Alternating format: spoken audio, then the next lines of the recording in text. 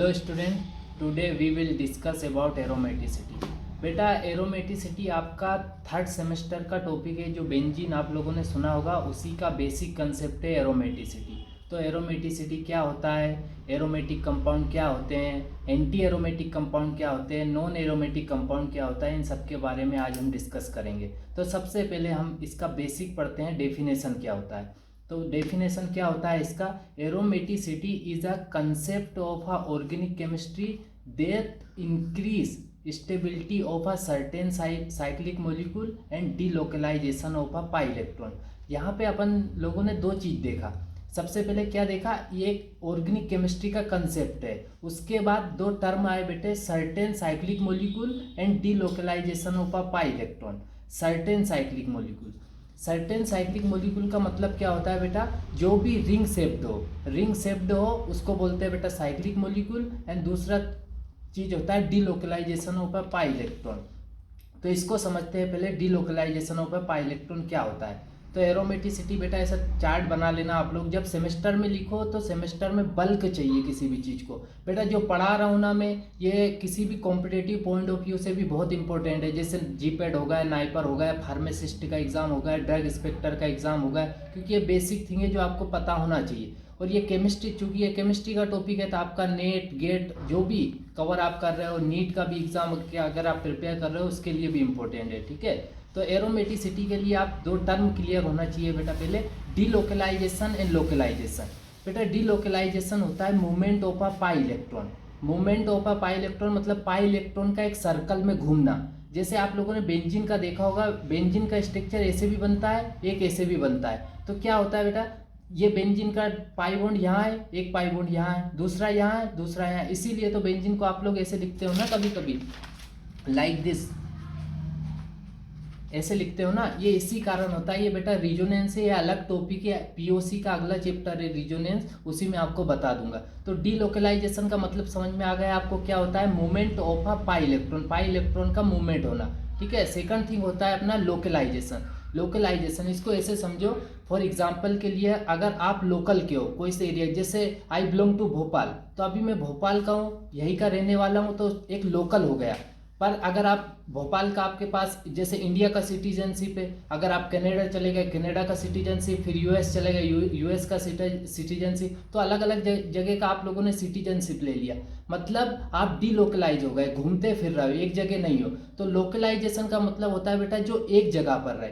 For example के लिए electron that is associate with atom, ऐसा इलेक्ट्रॉन बेटा जो एटम के साथ ही अटैच रहे, घूमे ना। जैसे इसमें देखो बेटा, ये पायरिडीन एक अपना कंपाउंड होता है, एक स्ट्रक्चर होता है। अगर 6 मेंबर रिंग में आप एक नाइट्रोजन लगा दोगे तो उसको बोलते हैं बेटा पायरिडीन। तो पायरिडीन में बेटा नाइट्रोजन के पास आपको पता होगा बेसिक है, लोन पेयर होता है, तो एक लोन पेयर होता है नाइट्रोजन के पास। तो नाइट्रोजन का जो लोन पेयर है वो घूमता नहीं है, लोकलाइज रहता है, क्योंकि डबल बॉन्ड के साथ अगर लोन पेयर आ जाए तो उसको बोलते हैं बेटा लोकलाइज्ड, ठीक है। आगे अभी डिस्कस करेंगे, ठीक है। तो बेटा ये आपने समझ लिया, सबसे पहले डेफिनेशन समझ ली, दो टर्म समझ लिए जो इंपॉर्टेंट है, साइक्लिक मॉलिक्यूल जो रिंग फॉर्म में हो, और दूसरा होता है डीलोकलाइजेशन। बेटा यहाँ पे एक सर्टेन वर्ड को ध्यान रखना, पूरे साइक्लिक नहीं होते। जैसे बेंजीन को ही हम एरोमेटिक कंपाउंड बोलते हैं, पर जैसे साइक्लोहेक्सेन होता है उसको क्यों नहीं बोलते, वी विल डिस्कस लेटर, है ना। तो टर्म अपन क्लियर करते हैं, लोकलाइजेशन। जैसे एग्जाम्पल में आपको बताया, अगर नाइट्रोजन के साथ डबल बॉन्ड हो, ठीक है, लोन पेयर के साथ डबल बॉन्ड हो, तो बेटा ये वाला, जैसे सिंगल बॉन्ड को अपन क्या बोलते हैं, सिग्मा बॉन्ड। वैसे ही फॉर एग्जांपल के लिए बेटा, जैसे ये आपके पास है एक बॉन्ड, ये होता है बेटा अपना एल्केन, एल्केन को अपन बोलते हैं सिग्मा बॉन्ड, जो वन बॉन्ड होता है। डबल बॉन्ड आ गया, इसको बोलते हैं एल्किन। बेसिक बता रहा हूँ, 12th का केमिस्ट्री। एल्किन एक पाई बॉन्ड होता है, एक सिग्मा बॉन्ड होता है। थर्ड होता है बेटा एल्काइन, एक सिग्मा दो पाई इलेक्ट्रॉन, ठीक है, दो पाई बॉन्ड, ठीक है। तो इसको बोलते हैं बेटा, अगर सिग्मा बॉन्ड है तो स्टेबल बॉन्ड होगा, ठीक है। तो अगर पाई बॉन्ड है तो स्टेबल नहीं होगा, तो वो क्या करेगा बेटा, लोन पेयर से पहले डीलोकलाइजेशन में पार्टिसिपेट करेगा। तो फिर अगर एक पार्टिसिपेट कर गया, इसका पायरिडीन का लोन पेयर का जो पाई बॉन्ड है, अगर वो पार्टिसिपेट कर गया तो लोन पेयर तो अपनी जगह स्थिर रहेगा, तो उसको बोलते हैं लोकलाइज। तो समझ में आ गया लोकलाइजेशन क्या होता है। अब अगर एक जगह स्थिर है बेटा, मूवमेंट नहीं कर रहा, तो वो करेगा हाइब्रिडाइजेशन में पार्टिसिपेट, ठीक है। तो यहाँ से अपना कंसेप्ट निकल के आया बेटा, हाइब्रिडाइजेशन कैसे निकालते हैं, क्या होता है। तो क्या होता है ये तो नेक्स्ट चैप्टर में डिस्कस करेंगे, पर कैसे निकालते हैं जो अभी जरूरी है वो चीज़ बता देते हैं। पर इसके साथ देखो आप लोग, double bond, single bond, double bond, ऐसे कुछ चीज़ें आ रही बेटा जो आपको समझना जरूरी है। इसी को बोलते हैं बेटा कॉन्जुगेशन। तो दो चीज़ें निकल के आई, फर्स्ट है कॉन्जुगेशन, दूसरा है हाइब्रिडाइजेशन। तो कॉन्जुगेशन के बारे में पढ़ते हैं बेटा। अगर अल्टरनेट कुछ भी हो, जैसे alternate double bond, single bond, double bond, for example के लिए यहाँ देखो double bond, single bond, double bond, ठीक है। फिर आ गया single bond, double bond, single bond. अगर ऐसे कोई चीज़ दिख रही है आपको तो बेटा उसको बोलते हैं कॉन्जुगेशन में, ठीक है। सेकंड थिंग होगा double bond, single bond, double bond, double bond, single bond, lone pair. Lone pair बेटा दो इलेक्ट्रॉन एक साथ हो उसको बोलते हैं बेटा जो पेयर में हो, जोड़े में हो, ठीक है। दो इलेक्ट्रॉन एक साथ आ गए उसको बोलते हैं बेटा लोन पेयर, ठीक है।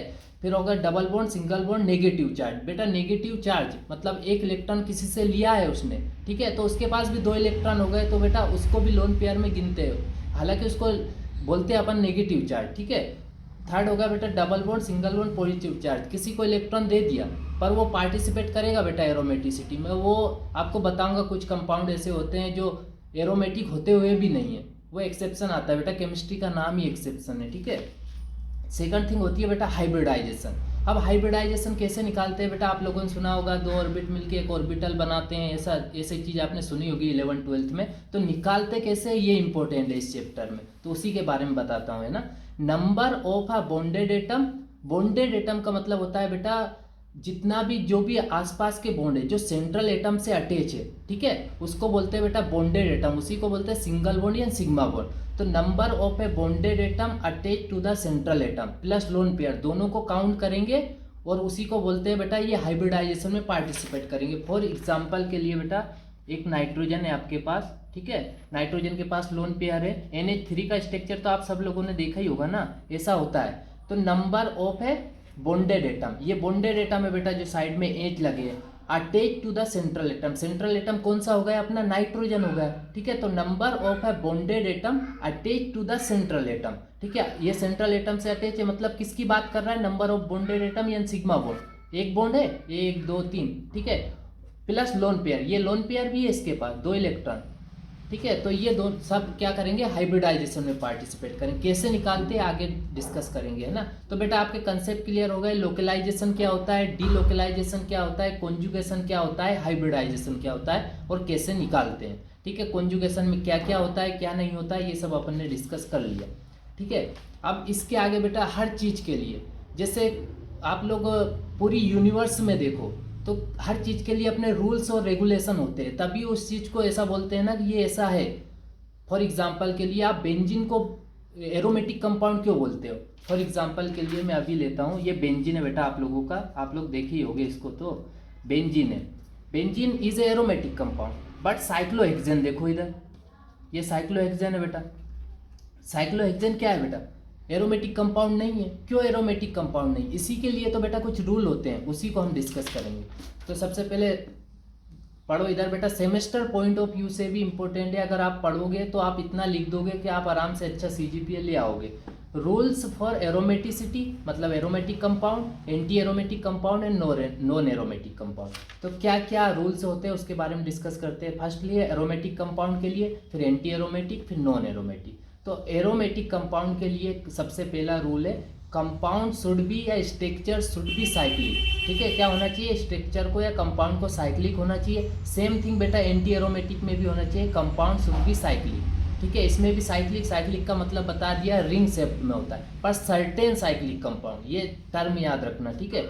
It can be open chain, but non aromatic में क्या होता है बेटा, ओपन चेन भी हो सकता है, साइक्लिक भी हो सकता है, दोनों। पर मैक्सिमम जैसे CH4 का आप लोग स्ट्रक्चर देखे होगे ना, जैसे CH4 है, इसको अगर आप ओपन चेन में लिखोगे ऐसा तो क्या होता है, sp3 हाइब्रिडाइजेशन शो करता है, ओपन चेन में है ना, इसलिए ऐसे बहुत सारे कंपाउंड है। साइक्लिक कंपाउंड भी कुछ होते हैं, जैसे साइक्लोहेक्सेन है, ठीक है, वो ओपन चेन है, ओपन चेन नहीं, साइक्लिक होते हुए भी नॉन एरोमेटिक है, ठीक है। सेकंड थिंग होगा बेटा स्ट्रक्चर शुड बी प्लेनर। अब आप 12th की केमिस्ट्री में जो हिंदी मीडियम से बच्चे हैं उन्होंने ज्यामिति देखा होगा, ठीक है, जियोमेट्री जिसको इंग्लिश में बोलते हैं, तो उसमें प्लेनर का मतलब ही होता है बेटा sp2 हाइब्रिडाइजेशन होना चाहिए। सेम चीज़ इसमें लागू होती है एंटी एरोमेटिक में, structure should be planar, sp2 hybridization होता है। बट नॉन एरोमेटिक में क्या होता है, sp3 हाइब्रिडाइजेशन होता है। इसी से आप लोग इसको अलग कर सकते हो, एरोमेटिक, एंटी एरोमेटिक और नॉन एरोमेटिक को। ठीक है, तो अभी तक तो दोनों चीज़ें सेम थी एरोमेटिक एंटी एरोमेटिक में, पर नॉन एरोमेटिक में सब कुछ अलग था। अब थर्ड है बेटा हकल रूल, जो सबसे इंपॉर्टेंट है। एरोमेटिक कंपाउंड बेटा क्या फॉलो करता है, हकल रूल फॉलो करता है। हकल रूल या हुकल रूल जो भी आप लोग बोलो, तो बेटा क्या बोलता है ये, इसमें होना चाहिए 4n+2 पाई इलेक्ट्रॉन, जबकि एंटी एरोमेटिक में होता है 4n+ पाई इलेक्ट्रॉन होना चाहिए। ठीक है, तो ये चीज़ें अभी हम पढ़ेंगे क्या होता है। तो बेटा ये रूल है जो आप लोगों को पता होना चाहिए। ये तीनों चीज़ें अपन लोगों ने देख ली। अब पढ़ेंगे 4n+2 पाई इलेक्ट्रॉन। एन का मतलब क्या होता है यहाँ पे, तो एन का मतलब होता है नॉन नेगेटिव इंटीजर। बेटा नेगेटिव में नहीं जाएगा, कोई भी वैल्यू होगी आपकी 0 से स्टार्ट होके 0 1 2 3 4 5 जो भी है आगे तक जाएगा, तो वो इस वैल्यू में होना चाहिए। ठीक है, तो जैसे यहाँ पे लिख दिया मैंने, N means non negative integer 0 1 2 3 4 5। तो अगर एन का वैल्यू हम लोग इसमें रखेंगे हकल रूल के हिसाब से, तो सबसे पहले एन की जगह 0 रख के देखा तो क्या है 2 पाई इलेक्ट्रॉन, फिर क्या आया 6 पाई इलेक्ट्रॉन, फिर 2 रखा तो 10 पाई इलेक्ट्रॉन, फिर 14 पाई इलेक्ट्रॉन, मतलब इस उसमें होना चाहिए। ठीक है, जो पाई इलेक्ट्रॉन होता है वो इस वैल्यू में होना चाहिए, तभी वो एरोमेटिक कंपाउंड में आएगा। ठीक है, ये तो फॉलो करना ही चाहिए बेटा, साइक्लिक और प्लेनर साथ में ये भी फॉलो करना चाहिए। सेकंड थिंग एंटी एरोमेटिक में क्या है बेटा, 4n पाई इलेक्ट्रॉन होना चाहिए। जो पाई इलेक्ट्रॉन है वो क्या होना चाहिए, 0 तो कोई काउंट नहीं होगा बेटा, 4 8 12, इसमें क्या था 2 6 10 14 4 8, यहाँ पे बेटा देखो 4 4 का डिफरेंस आ रहा। ठीक है, यहाँ पे कितने का डिफरेंस आ रहा, यहाँ पे भी 4 का डिफरेंस आ रहा, पर क्या है बेटा ये वैल्यू देखो इधर 4n+2 पाई इलेक्ट्रॉन और यहाँ पे क्या है 4n पाई इलेक्ट्रॉन। तो आपको ये चीज़ें समझ में आ गई होगी कि कहाँ पे थोड़ा सा डिफरेंस है एरोमेटिक और एंटी एरोमेटिक में। कहाँ पे डिफरेंस आ रहा, बस हकल रूल में यहाँ पे फॉलो कर रहा 4n+2 पाई इलेक्ट्रॉन और यहाँ पे फॉलो कर रहा 4n पाई इलेक्ट्रॉन। ठीक है, तो बेटा ये कुछ रूल्स रेगुलेशन थे वो पता कर लिया। अब आप इजीली किसी भी कंपाउंड को देख के बता सकते हो कि कौन सा एरोमेटिक है, कौन सा एंटी एरोमेटिक है और नॉन एरोमेटिक, तो आप वैसे देख के बता दो। जिसमें sp3 हाइब्रिडाइजेशन है वो क्या है, नॉन एरोमेटिक कंपाउंड है। अब ये कैसे बताओगे आप, मैं अभी आपको एग्जांपल से बता दूंगा। तो बेटा कुछ एग्जांपल है यहाँ पे एरोमेटिक कंपाउंड के। फॉर एग्जांपल के लिए बेंजीन, पायरिडीन, इमिडाजोल, नेप्थलीन, ये पायरोल रिंग है अपना 5 मेंबर रिंग। ठीक है, उसी को बताऊंगा, पर नाइट्रोजन होता है पायरोल रिंग में। जैसे अब एग्जांपल एरोमेटिक का 2 एग्जांपल मैं करके बताऊंगा, फिर बचे हुए आप लोग करना। ठीक है, सबसे पहले आपका फेवरेट बेंजीन। हमने क्या बोला बेटा, कंपाउंड क्या होना चाहिए, साइक्लिक। पहला रूल फॉलो कर रहा कंपाउंड साइक्लिक है। सेकंड क्या है, प्लेनर। प्लेनर का मतलब होता है बेटा sp2 हाइब्रिडाइजेशन। अब ये फॉलो कर रहा है कि नहीं। अब हाइब्रिडाइजेशन कैसे निकालते हैं, यहाँ पे मैंने आपको बताया था हाइब्रिडाइजेशन का।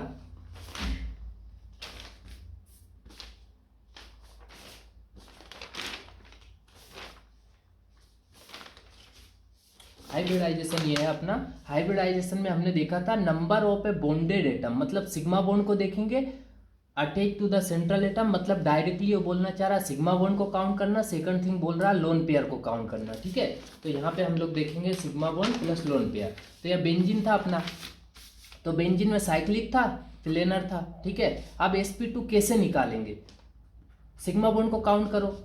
ये बेंजीन है आप लोगों का, इसको बड़ा करके मैं आपको दिखा देता हूँ ताकि इजीली समझ में हो जाएगा। कार्बन की बेटा ये एटॉमिक नंबर कितना होता है 6। आपको वैलेंसी भी निकालना बता देता हूँ, बाकी ये बेसिक है फिर भी एक बार आपको बता देता हूँ। जब आपका इलेक्ट्रॉनिक कॉन्फ़िगरेशन इसका निकालोगे बेटा, तो ऑक्टेट पूर्ण होना चाहिए किसी भी एलिमेंट को पूरी तरीके से स्टेबल होने के लिए। तो इसका जब एटॉमिक नंबर 6 से एटॉमिक नंबर क्या होता है, ये क्या है बेसिक का एक वीडियो डाल दूंगा बाद में। ठीक है, 1s2 2s2 2p2। ठीक है, 2 2 4 2 6 हो गए 6 एटॉमिक नंबर। तो क्या होता है बेटा, अब इसको ऑक्टेट पूर्ण करने के लिए लास्ट और आउटर सेल में कितने की जरूरत है, p के पास s में अधिकतर 2 इलेक्ट्रॉन होते हैं, p में अधिकतर 6 होते हैं, d में अधिकतर 10 होते हैं, f में अधिकतर 14 होते हैं, तो 6 होते हैं। अभी कितना 2 है, 4 की और जरूरत है, तो इसकी वैलेंसी क्या हो जाएगी बेटा 4। इसीलिए बोलते हो ना कार्बन की 4 वैलेंसी है। तो अब यहाँ पे देखो ये कार्बन है, सब जो भी है यहाँ पे बेंजीन में है ये सब कार्बन है। तो यहाँ पे इसकी वैलेंसी देखो 1 2 3, ठीक है। अब जहाँ पे कम हो वहाँ पे हाइड्रोजन लगा लेते हैं। बेंजीन में अभी आप लोगों ने देखा नहीं होगा, पर ये हाइड्रोजन ऑलरेडी अटैच होते हैं, पर कोई नहीं लिखता ना ये चीज़ें, तो क्योंकि हाइड्रोजन इतना वो फिल बस होता है जस्ट वैलेंसी को फुलफिल करने के लिए। तो अब हो गई इसकी वैलेंसी 4, 1 2 3 और एक ये पाई बॉन्ड 4, ठीक है। तो फर्स्ट थिंग क्या होती है, sp2 हाइब्रिडाइजेशन बताना है, तो सिग्मा बॉन्ड को काउंट करना है। यहाँ पे लोन पेयर तो है नहीं, तो 1 2 3, तो कितना होगा sp2 हाइब्रिडाइजेशन होगा 1 s 2 p electron 2 p orbital, sp2 hybridization होगा, मतलब ये भी फुलफिल कर रहा है। सब पे देख लो 1 2 3 सेम ही है। यहाँ पे देख लो 1 2 3, पाई बॉन्ड को काउंट करते नहीं है, पहले ही बता दिया। सब में sp2 हाइब्रिडाइजेशन होगा, मतलब सेकंड रिक्वायरमेंट भी इसका फुलफिल हो रहा है, ठीक है। ये देखो आप लोग, ठीक है, साइक्लिक भी है बेटा, साइक्लिक भी है, प्लेनर भी है। थर्ड थिंग हो गई अपना हकल रूल, जिसको आप हकल रूल बोलते हो। उसमें क्या था बेटा, 4n + 2 पाई इलेक्ट्रॉन होना चाहिए, ठीक है। अब 4n + 2 पाई इलेक्ट्रॉन मतलब क्या वैल्यू होनी चाहिए बेटा, 2 6 10 14 2 6 10 14, ठीक है, इतने पाई इलेक्ट्रॉन होना चाहिए। तो बेटा एक बॉन्ड में कितने इलेक्ट्रॉन होते हैं, 2 इलेक्ट्रॉन होते हैं, एक ये वाला एक ये वाला, ठीक है। तो अभी कितना है 2, एक पाई बॉन्ड में 2 इलेक्ट्रॉन होते हैं, तो 2 3 पाई बॉन्ड है, 1 2 3, तो 2 2 4 2 6, ठीक है। तो 6 इलेक्ट्रॉन ये फुलफिल कर रहा, 6 इलेक्ट्रॉन है, तो ये 6 पाई इलेक्ट्रॉन हो गए, तो ये फुलफिल कर रहा, मतलब benzene is a aromatic compound. आज पता चला बेंजीन को एरोमेटिक क्यों बोलते हैं, ये पूरे रूल्स फॉलो करता है, इसीलिए बेंजीन को एरोमेटिक बोलते हैं। सेकंड थिंग बेटा आपको थर्ड वाले का बताता हूँ, ये इंपॉर्टेंट है, ये हर बार कॉम्पिटिटिव में पूछा जाता है कि इसमें कौन सा लोकलाइजेशन है, कौन सा लोकलाइज्ड लोन पेयर है और कौन सा डीलोकलाइज्ड लोन पेयर है। जैसे आप लोग 5 मेंबर रिंग में अगर 1,3 पे नाइट्रोजन लगा दोगे इमिडाजोल में, तो बेटा उसको बोलते हैं इमिडाजोल रिंग, ठीक है। 5 मेंबर रिंग में 1,3 पे नाइट्रोजन लगा दोगे तो उसको बोलते हैं इमिडाजोल। आपको पता है नाइट्रोजन के पास लोन पेयर होता है, ठीक है। ये अपन ने इमिडाजोल का स्ट्रक्चर बना लिया। अब देखो बेटा, अभी आपको कॉन्जुगेशन का मतलब बताया, कॉन्जुगेशन होना चाहिए, double bond single bond lone pair है, सिंगल बॉन्ड डबल बॉन्ड, ठीक है। डबल बॉन्ड के साथ ये अपना क्या है, डबल बॉन्ड के साथ लोन पेयर है, मतलब क्या होगा बेटा, ये लोकलाइजेशन वाला हो जाएगा। फिर ये क्या होगा, सिंगल बॉन्ड फिर डबल बॉन्ड, मतलब ये तो है कॉन्जुगेशन में है, ठीक है, रिक्वायरमेंट फुलफिल है। साइक्लिक भी स्ट्रक्चर है, फर्स्ट थिंग क्या होना चाहिए, साइक्लिक होना चाहिए। सेकंड क्या होना चाहिए अपना, प्लेनर। अब प्लेनर है कि नहीं, अब मैंने बोला था हाइब्रिडाइजेशन कैसे निकालते हैं, नंबर ऑफ सिग्मा बॉन्ड, ठीक है, प्लस लोन पेयर। अब यहाँ पे देखो नाइट्रोजन के पास एक हाइड्रोजन है, ठीक है, 1 2 3 1 2 3, ये 3 चीजें हो गई। तो क्या होगा, ये भी पार्टिसिपेट करेगा, ये भी पार्टिसिपेट करेगा, ये भी पार्टिसिपेट करेगा, 3 सिग्मा बॉन्ड हो गए। पर ये लोन पेयर अपना क्या है, एरोमेटिसिटी में पार्टिसिपेट कर रहा है, इसलिए ये पार्टिसिपेट नहीं करेगा। समझ रहे हो, हाइब्रिडाइजेशन में पार्टिसिपेट नहीं करेगा, ये एरोमेटिसिटी में पार्टिसिपेट कर रहा है इसलिए। तो 1 2 3 sp2 हो गया। ये वाला देखो, ये वाला ऐसे आपको कॉम्पिटिटिव में ऐसे मिलेगा, 1 वाला लोकलाइज है कि 3 वाला लोकलाइज है, इसमें देखना। तो 3 वाला है, क्योंकि डबल बॉन्ड के साथ आप देख के बता दोगे, अगर डबल बॉन्ड के साथ लोन पेयर है बेटा तो वो लोकलाइज्ड है, मतलब क्या करेगा, हाइब्रिडाइजेशन में पार्टिसिपेट करेगा। तो इस वाले का हाइब्रिडाइजेशन आप निकालोगे तो कैसे निकालोगे, 1 sigma bond 2 sigma bond, pi bond को गिनना ही नहीं है, लोन पेयर, ठीक है, 3 हो गए, मतलब एक लोन पेयर अपना 1 सिग्मा बॉन्ड का काम करेगा। तो 1 2 3 sp2 यहाँ भी हो गया। अब यहाँ पे भी निकाल लो, कार्बन की वैलेंसी 4 होती है, 1 2 3 4, ठीक है, 1 2 3 एक ये हो गया, 4 वैलेंसी कंप्लीट हो गई। पर ये वाला पार्टिसिपेट नहीं करेगा, इसलिए ये भी sp2। हर जगह का निकालोगे आप sp2, ठीक है। सेकंड रिक्वायरमेंट भी फुलफिल हो गई। थर्ड रिक्वायरमेंट क्या होना चाहिए बेटा, थर्ड रिक्वायरमेंट में क्या बोला है कि या तो ये वाला 2 6 10 14 होना चाहिए, अब 4 8 12 होना चाहिए। तो देखते हैं अपन कितना है, 2 2 4। वैसे तो ये एंटी एरोमेटिक होना चाहिए, पर बेटा देखो यहाँ पे लोन पेयर भी पार्टिसिपेट कर रहा है एरोमेटिसिटी में, ठीक है, लोन पेयर कर रहा ना पार्टिसिपेट एरोमेटिसिटी में, इसलिए इसके 2 इलेक्ट्रॉन गिनना पड़ेंगे ना, तो होगा 6। इसीलिए बेटा ये 6 इलेक्ट्रॉन हो गए, इसीलिए हकल रूल को भी फॉलो कर रहा है, इसलिए इसको भी इमिडाजोल को एरोमेटिक कंपाउंड बोलते हैं, ठीक है। तो 2 एग्जाम्पल मैंने करा दिए हैं, बाकी के आप 3 4 करके देखना, नहीं आए तो कमेंट कर देना, है ना। अब सेकंड वाला करते हैं एंटी एरोमेटिक का। तो एंटी एरोमेटिक में क्या होता है, बस कंपाउंड साइक्लिक होना चाहिए बेटा, जैसा अभी आपने पढ़ा है कंपाउंड साइक्लिक होना चाहिए, स्ट्रक्चर प्लेनर होना चाहिए, बस यहाँ पे डिफरेंस आ रहा 4n पाई इलेक्ट्रॉन होना चाहिए। तो चलो देखते हैं, इसको बोलते हैं 1,4 डाइन, ठीक है, 1,3 डाइन। तो क्या क्या देखते हैं बेटा, सबसे पहले साइक्लिक है, पहला रिक्वायरमेंट फुलफिल कर रहा, साइक्लिक है। सेकंड प्लेनर है, अब प्लेनर तो आप लोग निकाल ही लिए हो, इससे पहले बता दिया था, एक बार और बता देता हूँ। यहाँ पे कार्बन है, कार्बन की वैलेंसी 4 होती है, हाइड्रोजन लगा दो आप लोग फुलफिल करने के लिए उसका वैलेंसी। अब देखो 1 2 3 लोन पेयर है नहीं, तो 3 है, और सिग्मा पाई बॉन्ड पार्टिसिपेट करेगा नहीं क्योंकि स्टेबल नहीं है पाई बॉन्ड, तो इजीली मूवमेंट करेगा। तो ये होगा बेटा sp2, ऐसे यहाँ से निकालोगे 1 2 3, तो ये भी होगा sp2, ऐसे यहाँ कब निकालना, यहाँ कब निकालना, सब sp2, मतलब ये भी फुलफिल कर रहा है एंटी एरोमेटिक और एरोमेटिक दोनों में अभी तक फुलफिल कर रहा। अब थर्ड कंडीशन है 4n प्लस पाई इलेक्ट्रॉन और 4n plus 2 pi electron. 1 pi electron में 1 पाई बॉन्ड में कितने इलेक्ट्रॉन होते हैं बेटा, 2 इलेक्ट्रॉन। एक बॉन्ड कोई सा भी एक बॉन्ड हो, अगर एक बॉन्ड आपने लिया तो उसमें कितने 2 इलेक्ट्रॉन होते ही है बेटा। तो देखो यहाँ पे कितने बॉन्ड है, 1 और 2, तो मतलब 4 इलेक्ट्रॉन। यहाँ पे 2 6 10 14 थे, यहाँ पे 4 8, मतलब ये वाला, तो इसीलिए तो इसको एंटी एरोमेटिक बोल रहे हैं। समझ में आ गया है, तो एग्जाम्पल में ये लिख के आना, ठीक है, ये एंटी एरोमेटिक है। अब सेकंड थिंग, एक और स्ट्रक्चर का आपको बता देता हूँ, एक का आप कर लेना, ठीक है, ये थर्ड वाले का बता देता हूँ, ये पॉजिटिव वाले का बता देता हूँ क्योंकि आपने इसको देखा नहीं था।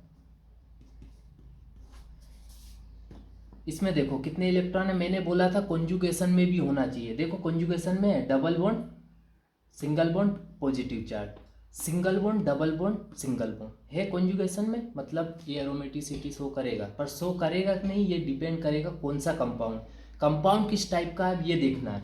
तो देखो कितने इलेक्ट्रॉन है, यहाँ भी हाइड्रोजन लगा दो बेटा sp2 हो जाएगा, यहाँ भी हाइड्रोजन लगा दो sp2 हो जाएगा, यहाँ भी एक हाइड्रोजन लगाओ sp2 हो जाएगा ना। अगर एक हाइड्रोजन लगाओ, कार्बन की वैलेंसी 4 होती है, ठीक है, पॉजिटिव चार्ज को मत देखो अभी, कार्बन की वैलेंसी फुलफिल करो पहले, 4 होती है, तो एक हाइड्रोजन लगा sp2 हो गया, ठीक है, यहाँ भी sp2 यहाँ भी sp2। अब देखते हैं साइक्लिक है, पहली कंडीशन साइक्लिक है, सेकंड प्लेनर है, मतलब sp2 हाँ है। थर्ड थिंग क्या है बेटा, इलेक्ट्रॉन, 4n पाई इलेक्ट्रॉन। यहाँ पे बेटा ये वाला इलेक्ट्रॉन डेफिशिएंट है, अपना इलेक्ट्रॉन दे चुका है ऑलरेडी, ठीक है, इसके पास नहीं है, तो इसलिए क्या करेगा, 2 को काउंट करना पड़ेगा, 2 पाई बॉन्ड है, 2 पाई बॉन्ड है मतलब 4 इलेक्ट्रॉन, तो ये वाला फुलफिल कर रहा है, इसीलिए तो इसको एंटी एरोमेटिक में लिखे, 4 पाई इलेक्ट्रॉन है, इसलिए इसको एंटी एरोमेटिक में लिखे। समझ में आ गया बेटा। पॉजिटिव चार्ज होता है वो इलेक्ट्रॉन डेफिशिएंट होता है, वो पार्टिसिपेट नहीं कर पाता, जबकि नेगेटिव चार्ज इलेक्ट्रॉन रिच होता है, इसलिए वो हाइब्रिडाइजेशन में इनमें पार्टिसिपेट कर पाता है। ये कंसेप्ट याद रखना, ठीक है। अब थर्ड थिंग होती है नॉन एरोमेटिक का एग्जाम्पल देख लेते हैं। नॉन एरोमेटिक मतलब क्या बोला था बेटा, ओपन भी हो सकता है, साइक्लिक भी हो सकता है, कुछ भी होना चाहिए, मेन होता है sp3। जैसे मैंने आपको बोला था ना अभी वीडियो के फर्स्ट में कि साइक्लोहेक्सेन क्यों एरोमेटिक नहीं है, क्योंकि बेटा जब कार्बन का वैलेंसी 4 होता है, ठीक है, कार्बन का वैलेंसी 4 है, और यहाँ पे देखो कार्बन है 1 2 3 4, ठीक है, 2 हाइड्रोजन लगा दिए फुलफिल करने के लिए, तो जब इसको गिनोगे 1 2 3 4, तो यह क्या शो करेगा, sp3 हाइब्रिडाइजेशन शो करेगा, इसीलिए तो ये नॉन एरोमेटिक में आ गया। भले साइक्लिक है पर sp3 हाइब्रिडाइजेशन है। वैसे ही आप एक और देखो CH4 आप देख रहे हो, इसमें गिनो 4 ही है, 1 2 3 4, sp3। बेटा आपको ये sp3 सर आपने कैसे बोल दिया, sp2 क्यों नहीं बोला, ये क्या है बेटा, ये सब ओवरलैपिंग का हाइब्रिडाइजेशन का कंसेप्ट है। ये एक s ऑर्बिटल मिलता है जिसमें अधिकतर 2 इलेक्ट्रॉन होते हैं, पहले बता दिया। p ऑर्बिटल होते हैं जिसमें अधिकतर 6 इलेक्ट्रॉन होते हैं, d होते हैं, ये सब उसमें डिस्कस कर लेंगे, एक बेसिक का लेक्चर लेंगे उसमें। पर अभी आप इतना समझ जाओ निकालते कैसे हैं और कैसे बोल रहा हूँ। जैसे sp होता है, sp2 होता है, sp3 होता है, sp3d होता है, sp3d2 होता है, ये यहाँ तक इम्पोर्टेंट है बस, बाकी इतना नहीं आता। तो बेटा ये चीज़ें पूछते हैं आपके कॉम्पिटिटिव पॉइंट ऑफ व्यू से भी, और ऐसे भी आपके सेमेस्टर में तो इम्पोर्टेंट है ही, वो तो आता ही है, हर साल क्वेश्चन आएगा। पर जैसे केमिस्ट्री का आपने नाम सुना होगा, बोलते हैं ना एक्सेप्शन है, आपने बहुत सारा वेब सीरीज सब कुछ देखा होगा, वीडियो देखा होगा, तो बेटा वैसे ही एरोमेटिसिटी में भी एक्सेप्शन है। जैसे आपने 10 एनुलिन का स्ट्रक्चर देखो यहाँ पे, इसको बोलते हैं बेटा 10 एनुलिन। अब 10 एनुलिन में बेटा पूरा है, फुलफिल कर रहा, 2 4 6 8 10, ठीक है।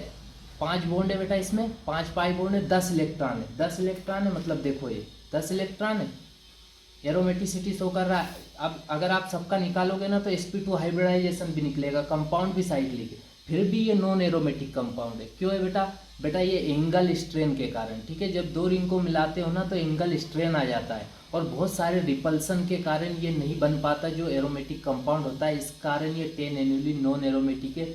वैसे ही आप यहाँ पे देखो टेट्राइन कंपाउंड है, ठीक है, ऑक्टा टेट्राइन, वो भी बेटा नॉन एरोमेटिक है, क्योंकि सेम थिंग यहाँ पे भी होता है, रिपल्सन होता है रिंगों का, इस कारण वो आपस में नहीं बन पाता है, इसी कारण ये भी बेटा एक्सेप्शन में आता है। और भी कुछ है पर इतना इंपॉर्टेंट है इसलिए आपका सेमेस्टर पॉइंट ऑफ व्यू से बता दिया। आप लोग इसे अच्छे से लिखोगे, अच्छे से करके आओगे तो आपका बहुत बढ़िया नंबर आएंगे। बाकी कॉम्पिटिटिव में तो आप इजीली क्वेश्चन बना दोगे, जितना पढ़ा है उतना। थैंक यू बेटा।